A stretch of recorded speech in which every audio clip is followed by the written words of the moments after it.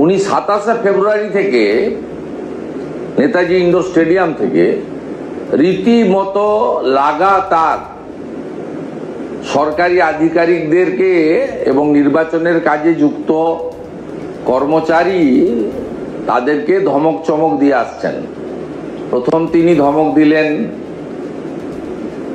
যে আধিকারিকরা এখন কি ইলেকশন কমিশন, এমসিসি যখন চালু হবে তখন ইলেকশন কমিশন, 2 মাসের আগে আমি, 2 মাসের পরেও আমি, এগুলো করবেন না আপনারা। সরাসরি হুমকি এসডিও বিডিও যারা ইআরও এইআরও ডিইও। তারপরে আরো এক ধাপ এগিয়ে গিয়ে বোলপুরের প্রশাসনিক সভা থেকে বললেন যে আমাকে না জানিয়ে কেন 1000 বিএলও গিয়ে দিল্লিতে ট্রেনিং নিয়ে এসছেন। ডিএমদেরকে মনোজ পন্ত মহোদয় নন অফিসিয়ালি বললেন এদেরকে চেঞ্জ করে দিতে হবে। কিছু কিছু জায়গায় চেঞ্জ করেনি তা নয়, চেঞ্জ করেছে এবং আমাদের নজরদারি থাকার ফলে সবাইকে চেঞ্জ করতে পারেনি।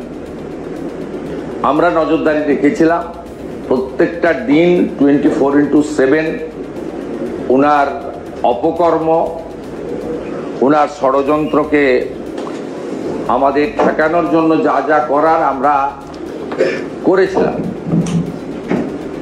কিন্তু লাগাতার এসআইআর কে এনআরসি বলা, এসআইআর করতে না দেব এই প্রচার হুমকি দেওয়া এবং বিএলও থেকে শুরু করে ইলেকশন কমিশনের সর্বোচ্চ আধিকারিক পর্যন্ত ব্যাপকভাবে উনি আক্রমণ চালিয়ে গেছেন।